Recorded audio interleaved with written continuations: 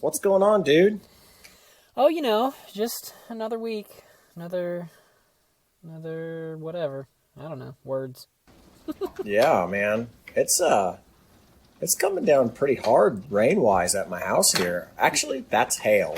I'm looking right out the window and a giant thing of hail just hit my window. Wow, those are pretty good size. Sounds pretty This good is size. this is fun. So, if you're hearing this, hopefully this doesn't last the entire podcast, but it is hailing 4 feet out from me. It makes me so grateful for shelter. Right? Yeah, it is nasty out there. Anyways, anything big happened this weekend? A lot of big things happened this weekend. Oh yeah? Yeah.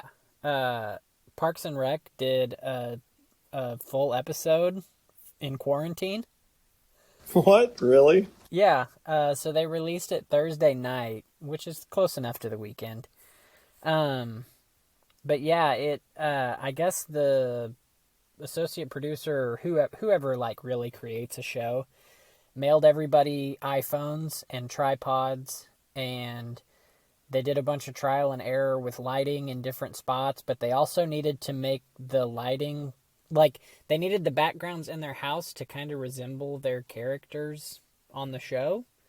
And so that was kind of tricky, like trying to find a spot in, a millionaire's mansion that looks like a government employee's workspace. But yeah, and Laura and I watched it Friday night after the kids went to bed, and yeah, it was a good time. It was a or not live, but it was a televised network episode, and then yeah, you could stream it after that. It was originally shown on NBC. It will eventually be on the Peacock app, but we saw it on YouTube. We watched the whole thing on YouTube. So yeah, the other thing, have you ever heard of zero gravity chairs? Yeah, I've got a couple. I Do love those you? things. Yeah. So I've always wanted one since the first time I ever sat in one, but the MSRP on those is $120, and Oh, I've just never been willing to do that, obviously. But yeah. Laura was surfing around on the old internets, and she was on Kohl's, and they had them for $39.99. And so she was like, "Hey, have you ever heard of these?" And I was like, "Yes." And she was like, "Do you want some?" And I was like, "Well, yeah, but they're too expensive." And she goes, "How's $40?" And I was like, "Yes, do it." Yeah, I think that's what we paid for ours whenever we bought ours. We bought them, I think, probably 2 years ago. They were probably around $40 a piece. How they holding up? They're doing really good. If we would have had them inside our, like inside of an area, like garage or something, they wouldn't have faded. But that's the only thing, is that they faded. But other than that, they work really well. I hung out in my zero gravity chair a little bit Friday night, and then later on Friday night, my buddy Mike texted me and a bunch of other people and said, "Hey, why don't we go mountain biking?" And we did, and it was fantastic. Yeah, it was fun. Good old Sac River. It doesn't get much more fun than that with hand dug trail. So lots of fun out there. Yeah. We sessioned some spots that I normally am not able to clean, and with some sessioning, I cleaned them, so that was fun. Yeah. You forgot a screw for your GoPro, and so Whoops. none of the footage was well, there was no even attempt at footage. Right. So we just went out and had fun. Yeah. No recording on that day, which is a good thing and a bad thing, but either way, I have fun mountain biking, but sometimes without the actual video camera, it's even more fun. The last thing, have you heard of this internet, YouTube, Instagram coffee craze called Dalgona coffee? I don't think so. Okay. So everyone keeps saying it's 3 ingredients, but they're lying. It's 4. but you take instant coffee, and it has to be instant coffee, and you do 2 tablespoons of that, 2 tablespoons of sugar, and 2 tablespoons of water, and you basically whip it until it turns into what looks like the consistency of like chocolate mousse. Yes, my daughter actually did this. Okay. And then you pour it over milk or whatever, almond milk or whatever you want to pour it over. But that's the fourth ingredient that they don't talk about. And so, yeah, Laura and I did this yesterday, and it's freaking delicious. Yeah, hers was not. Oh, it was not? It was not good at all. It tasted burnt. Oh. We don't really know. We don't really know what happened, but it did not taste good. So that's interesting that it worked for you. Well, I'll say this. So we didn't use instant coffee, like just straight black coffee. We bought instant cappuccino mix. Oh. So that's a lot different flavor profile than coffee. Yeah, we bought regular instant coffee for her to try this, and it flopped. Yeah. Did she at least get it to fluff up? Yeah, after a lot of mixing. I haven't yet. Mine's basically turning into caramel and just becoming a caramel syrup inside of my milk. So I guess I'm probably just not doing it long enough, but... Well, she got to the point where she was like, forget it. I'm just going to get the beaters out. And she got the electric beaters out. And you go to town with it on that, yeah, it fluffs up. I've been using the electric beaters and still... Oh, really? Yeah. So that might be the cappuccino mix versus coffee, or I don't know. I'm not sure. But anyway, it makes for an interesting cup of coffee. A lot of cleanup, though. Yeah. It seemed like a lot of work on her side to get a not so delicious product that she made. So, but hey, it's great that she loves to explore that kind of stuff. Yeah. Well, that's cool. I mean, pretty much my weekend was mountain biking. So Saturday, like you said, we went biking out at Sac River. Didn't record anything. So Sunday morning, I woke up before any rain hit and went back out there and did a little bit of recording. Hopefully my footage is good.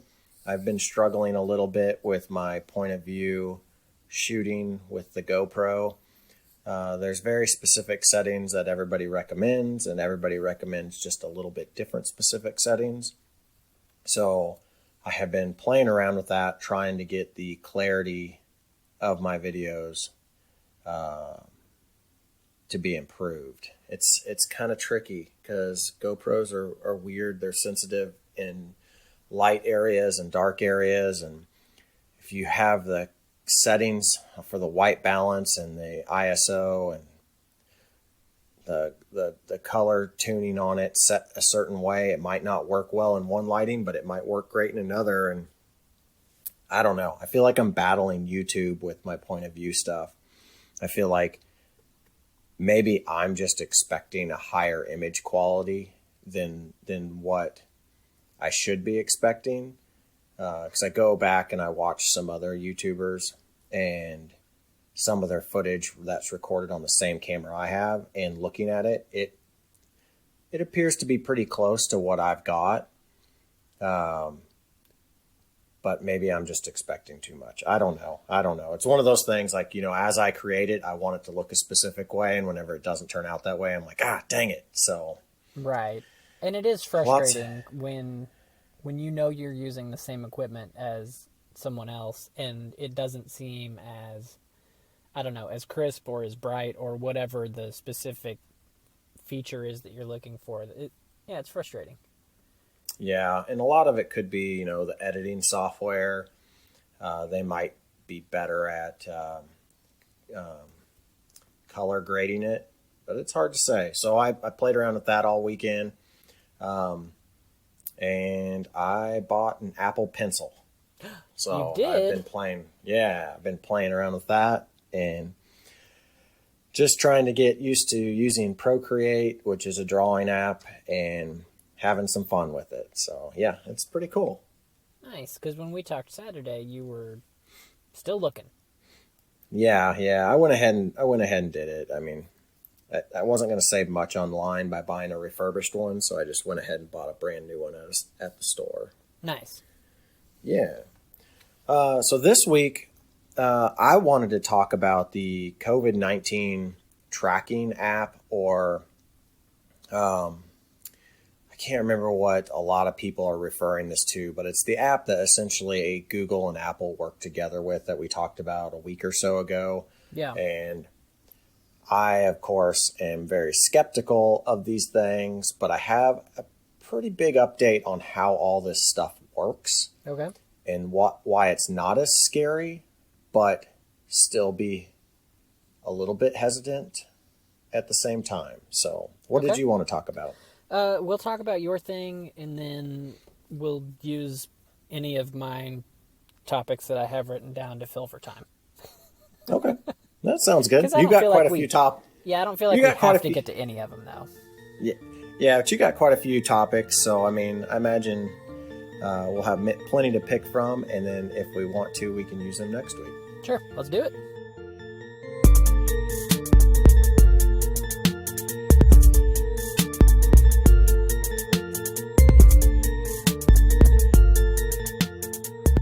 Welcome back to Lunchtime Tech Talk. I'm Chad. And I'm Mike. So, Chad, Yeah, the government wants to track you. How do you feel about this? it depends. Yeah, I totally agree. So two of the biggest companies that we know started creating this tracking app that basically determine whether or not you've come in contact with somebody that has COVID-19. Right. And it's kind of, I don't know. It's a scary proposition in my mind to hear about anybody that could say, hey, you've been next to somebody. You might have contracted this particular disease because you were next to them. Well, how the heck do they know that I was next to them? Are they tracking my location? How are they doing this? Yada, yada, yada. There's a lot of things that kind of are freaky with this, and a lot of like, if you allow this, you're opening doors type of scenario. But with this app and it's not really an app. I want to kind of clarify what this tracking thing is that Apple and Google made. So the software that Apple and Google have collaborated with each other, it's an API. It is not an actual application. Right. And what this API will do is it will allow very specific people to have access to data that is produced by your phone and produced by other people's phones. So this API is only going to be opened up to select individuals. It's not going to be opened up to where, like, if you were just an app developer, you could get the COVID-19 API from Apple and then start tracking things and getting data back. It's not. It's going to be only open to specific organizations, and it's going to allow those health organizations to be able to enter in data based off of whether or not somebody has had COVID-19 or not. And so it's it's kind of really hard to explain, but it's only going to be like a few states are going to have, or I don't know, the federal government in the US is not building an app for this. Right. So your state could have its own app that accesses this API that will tell that your doctor would then enter in information based off of whether or not you have COVID-19 if you went there to go get checked. But here's the thing is, how is this tracking you? That's kind of like the big thing of like, okay, that's nice that they're limiting the number of people that can actually develop apps for this, but how is it tracking you? I was a little freaked out by it whenever you first talked about it a week or so ago, because you had stated that there's no GPS location, there's no map, there's none of that stuff. But then I was like, but Chad, there's Bluetooth. The Bluetooth is what kind of freaks us out. Like, that's how a lot of places will track you based off of Bluetooth, because it can ping off of other things that are around you, and they can basically figure out where you're at based off of all that information. Uh-huh. Well, it turns out the way that this app actually, or this API is actually communicating to apps, is it literally is only giving like a fake number. So let's say, to make it simple, let's say your phone is sending out number 123, and my phone is sending out 456, and your wife's phone is sending out 789. And let's say you hadn't been around me for a month, and you and your wife had been around each other. Well, her phone picked up that she was next to 123. Your phone picks up that you're next to 789. Right. And it knows, right? So, and then you come around me, and all of a sudden you've been around 456, which is my number. Right. So, and then from there, then that gets reported to her phone that, 123 had been around somebody who might have had it or hadn't. I don't have it, but just for this example, let's say I did. Right. It would then say, hey, you might have this. You might have this disease because you were around this particular number. Yeah. It doesn't know who the person is. It just knows a generic number that's basically being broadcast out throughout your phone. So it does alleviate a lot of that stress of like, well, crap, what all information are they actually getting? It's literally just a number that is tied to your phone, and then it tracks all the numbers that are broadcast closely around you based off of, they don't really know exactly if it's like, if you've been around somebody within like 6 feet or 3 feet or 10 feet, or how far it is. But it is a very close proximity, because I know that they're using the higher level Bluetooth to be able to detect specific distances. And they're also looking at amount of time that you're around the person. They haven't released exactly how long it is, whether it's 5 minutes or 4 minutes, or like, were you around somebody for 4 minutes and 59 seconds and then you're like fine, but at 5 minutes you might not be. So I think that's kind of like what they're going for there. So yeah, it's kind of cool that that's the way that that's potentially working. Somebody knows the time, how long it takes, but everything that I've read on it doesn't really specifically mention what the exact length of time is. And it could be based off of distance that you are from somebody. I mean, who knows? It's hard to say at this point. But the good news is that it is just a number that is tied to your device, but not doesn't contain any other information in it other than just this randomly generated number that's tied to your particular device. So here's the thing with it. This is just an API. So apps still have to be created. In iOS 13.5, which is in beta right now, the API is actually installed.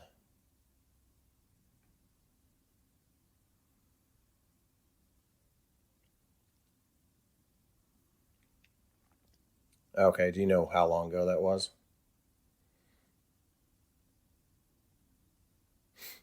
Okay, that's fine. We'll just, whatever is missing, if you hit record again, whatever is missing, I will block it in. So we might miss some of the conversation that you actually said, that you were actually saying, but that's okay. We'll make it work. Okay. So yeah, they still have to create apps for this, and so in iOS 13.5 is, of course, that's out in beta right now. Apple has put the API inside that particular iOS release, and it's going to be off by default. So the user is going to have to go in there and actually turn it on, and then they're going to have to go to an app store, and they're going to have to download an app. So here's the benefit of that and the downfall of it. If you are against this and you're against tracking of any type, you don't have to worry about it because it's not turned on. And you have to download a third-party app. However, if you are for this, it's a bad thing because you have to go turn it on and you have to download a third-party app. So the probability of the person standing next to you for 5 minutes that has gone through the process of turning this on and downloading an app and clicking the user agreement to say, yes, go ahead, track me, do all this stuff, is probably pretty slim. It's something that I don't foresee a lot of people that I personally know are going to go out there and actually do all this stuff for a couple of reasons. One, the main reason, they won't know about it. They will not know about it. They will not do research on it. They will have never heard of it except for on their occasional news reports that they listen to and think that maybe it's already turned on for them and they have no choice, when in fact it's not turned on. The other reason, a lot of people I know probably don't want to be tracked, and they don't really know how this thing is really truly working, or they don't want to open up the gates to, hey, you let us track you this way, but we want to get one more little piece of information. Can we get one more little piece of information? Mm-hmm. Not just this fake number that we put out there, but we want to track this one extra thing. So, I don't know. I think it is better than what some of the other countries have recommended. I believe France wanted to develop their own app that you actually had to have running in the background constantly. Not in the background, I take that back. You actually had to have the app open and running in order for it to work. So if you had a phone that that's no right, good. Exactly. So like whenever you weren't using your phone, you'd have to run this app and then just let it run, which that's not feasible. The nice thing about Apple and Google's API is it can just run in the background. It's going to conserve battery life as best it can. I am sure that there is some minor effect that it's going to have on your battery life, but it's probably super low in comparison to actually having to physically run an app the entire time. So sure. So I mean, there's good news and bad news with the report. I mean, it's very, very minimal data. It's just a fictitious number made up for your device. They're limiting the number of people that actually have access to this API. And but the bad news is that it's a tracking app. It's kind of scary in some terms, but it also has a level of acceptance that the user has to do to be able to get it to actually even function. So my question is how useful is this going to be until this is something that whenever you go and you download the latest OS and it's just all built in, the app and everything is all built in and you click yes. I think that's when it's going to be adopted, is whenever Google and Apple actually embed the whole thing, the whole process in that onboarding screen whenever you buy a device or you upgrade your device. And you basically go through the same steps whenever you go through, and it says, do you want to use Siri? And you click yes or no. I'm sure that soon we'll see, do you want to use the COVID-19 tracking thing, or whatever they're going to actually call it. So I don't Yeah. know. I don't know. I'm hesitant to turn it on, even though I have a better understanding of how this thing works. I don't like handing over any key, no matter how big or small, to my little kingdom. So Right. So I've got a little update here from an hour ago. This is on Bloomberg's website. Apple and Google said on Monday, which is today, the company said they would that they're only gonna allow one app developer per country, hmm but countries that have opted for a regional or state approach would also be approved. So, to what you were saying, like each state's health department, if that's the way the U.S. wants to go, they're going to be allowed to do that. And it kind of makes sense because the United States is such a big, like by square mileage, such a big hmm place, that you might want a more regional approach or something. I don't know, but like for a lot of the European countries, they're kind of the size of some of our states. So I don't know. yeah, I get it, and I don't. yeah, yeah. I mean, it's I don't know. It's like you want one of these type of things to be developed in good times, Right? because it may or may not feel as invasive, because you're like, whatever. They'll probably never use that. But in bad times, you're like, whoa, they're overstepping their bounds, blah, blah, blah, blah, blah. So Right. it's a Right. weird situation. It is reassuring, though, the way that it has been developed, but I'm still iffy. Yeah. So did you know, like this pandemic, there's a term for knowing that a thing could be coming, but not knowing specifically what the thing is yet. No, I didn't. What is that? These are called black swan events. Ah, So they're things that a government or a company could absolutely prepare for in good times without having a specific targeted thing in mind. mm-hmm. I just learned that recently. Oh, and now you know. And now you know. Yeah. So yeah, well that's interesting. I guess let's stay on the topic of Apple. Okay. I had a pop-up in my Robinhood app today that the MacBook Pro was released. Yes, it was, disappointingly. Oh, Is that what not you weren't expecting that, right? no, of course not. Yes. Disappointingly. Yes. We have a new product from Apple. Yes. Would you like me to explain why I'm a little disappointed? I would love for you to explain why. So, really, the base model, so what it is, it's the new MacBook Pro 13-inch, which a lot of people have been waiting for, and actually a lot of people have been waiting for the mythical 14-inch model that has been rumored for a year now. And this thing was supposed to have more bezel-less display and thinner design, better battery life, and newer processors, all that stuff. Really, all that Apple gave us was in the base model, which starts around, I think it's around $1,300. They doubled your memory, so you got more hard drive space on the lowest end model. And they gave you the new scissor switch keyboard, which they're calling the Magic Keyboard. So really, Yeah. the processor and everything else is the same processor from 2-3 years ago whenever they came out with that version of the MacBook Pro. It just doesn't have the butterfly keyboard, and it's got a bigger hard drive.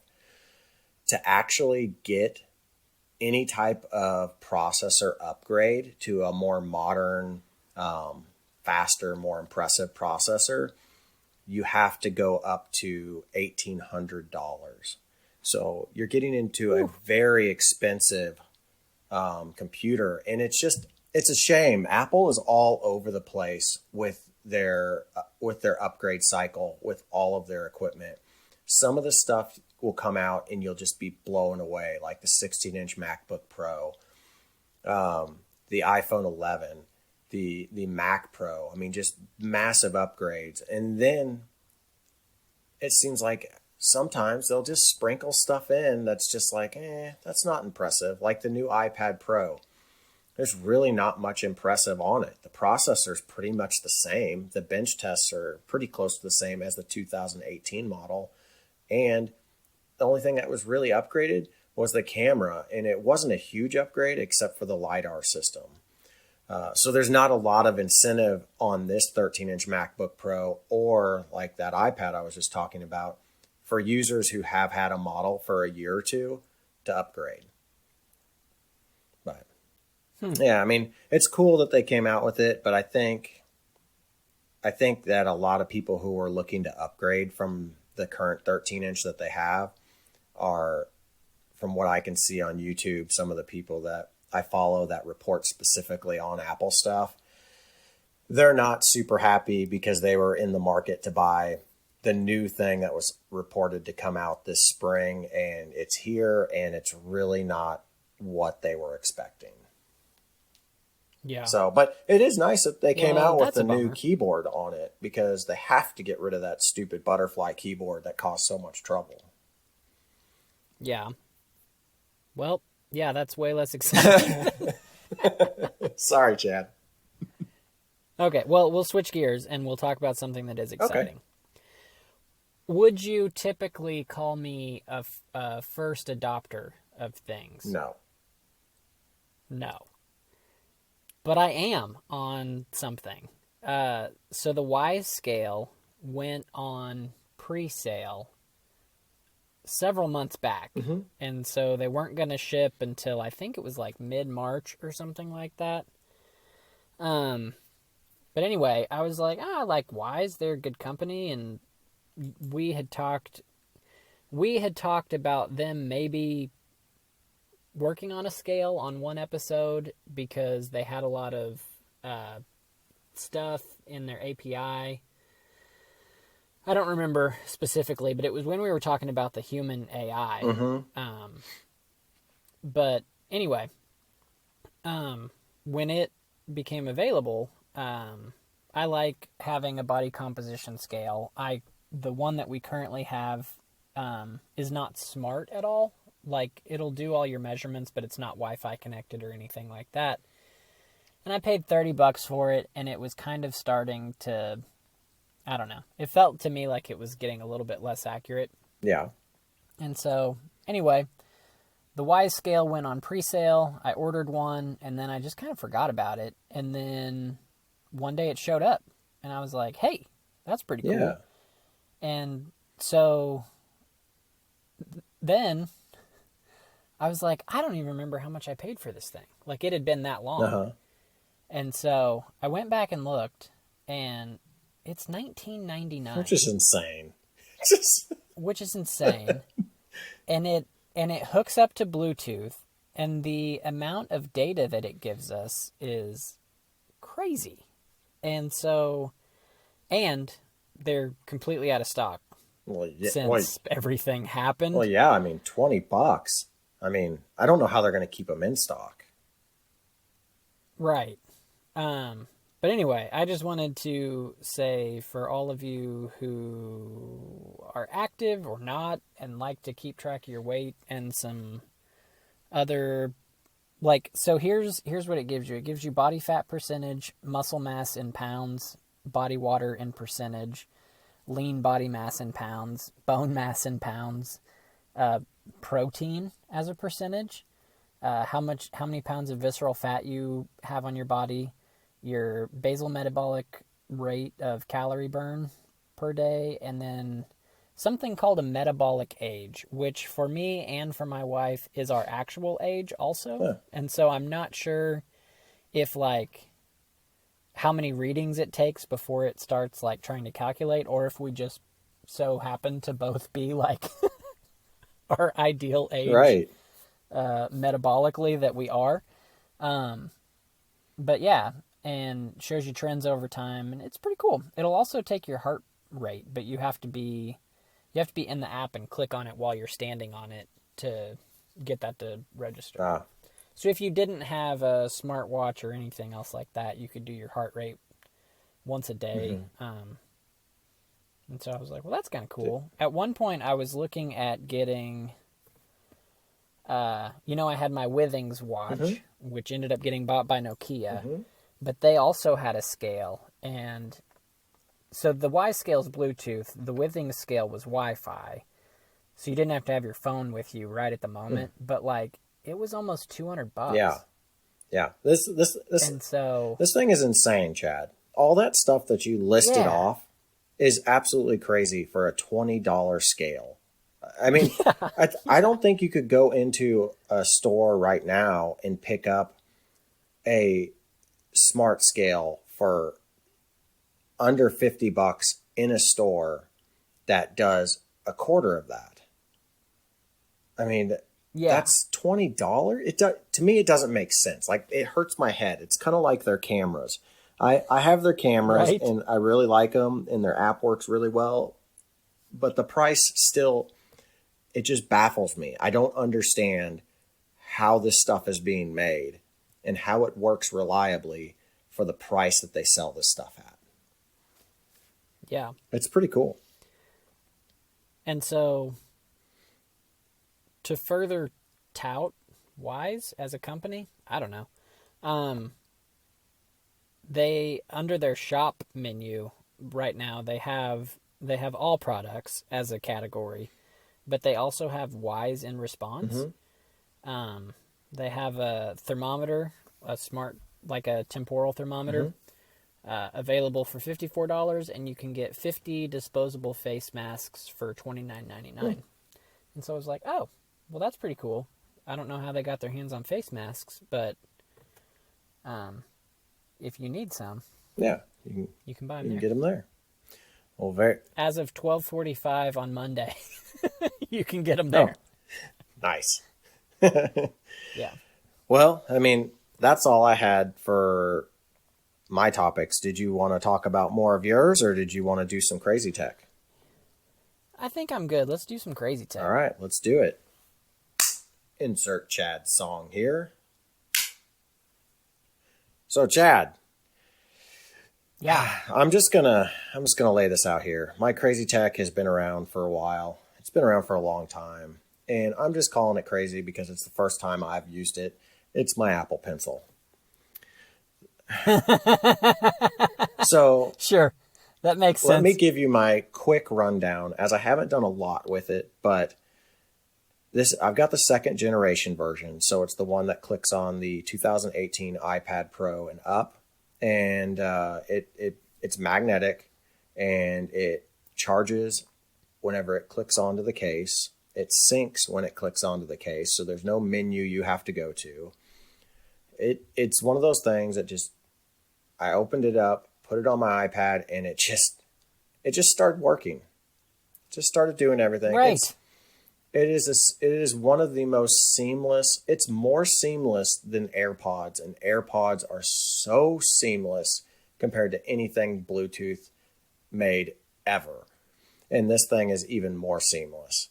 And it is not cheap. I mean, $130 before tax, brand new, but this thing is so cool. Like, some people will think, "Oh, it's just a stylus." But it's not. I mean, the things I've used it on, just drawing wise, it's pressure sensitive, it's angle sensitive, so I can use it just like I would say a drawing pencil. I can draw a line and barely put pressure on it, and it'll be real light, and then I can gradually increase pressure, and it gets darker. I can angle the pencil and do shading. It's crazy, dude. I mean, and it's a lot lighter than what I thought it would be. I figured it would be kind of heavy, but it actually is pretty stinking light. Yeah. Yeah, I'd say it's well balanced. That's how I would put it. But I'm pretty Nice. impressed. It actually stays on the iPad really well. I actually picked up my iPad and over a soft surface, I shook my iPad with the pencil on it to see how easy it would be to pop it off of there. And I couldn't, I Yeah. couldn't get it to pop off. And then whenever I would Well, bump it good. up against something, as long as it didn't grab it, it would click back right onto the case. So the magnets are plenty strong, but not so strong that you can't take the pencil off yourself. So yeah, Nice. crazy pencil. Crazy pencil. What do you got? Well, I'm almost embarrassed to say now. No. I mean, after you talk about the Apple No, pencil. no. Your thing is cool. Your thing is cool. Oh, you looked at it? I know what it is. I haven't gone to their site, but I know what it is.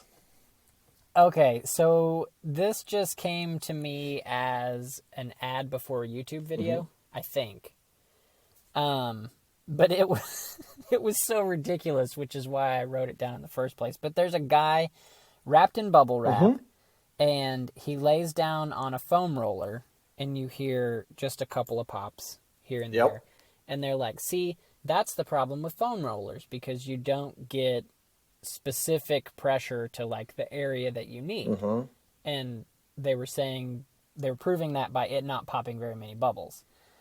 And so the crazy tech I'm talking about today is called the Chirp Wheel. Chirp like a bird.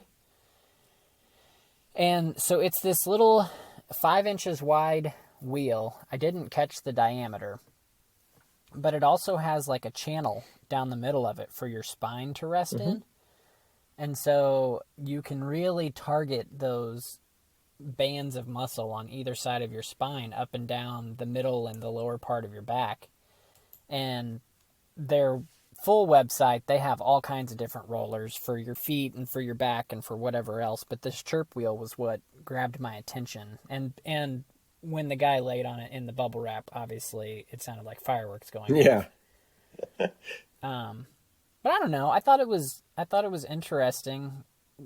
You know, something like a foam roller, you really don't see much innovation on, other than they like put knobs on it or don't. Right. Well, we know somebody that swears by this. Yeah. Josh, our buddy Josh, that we mountain bike with, he swears by this Chirp Wheel.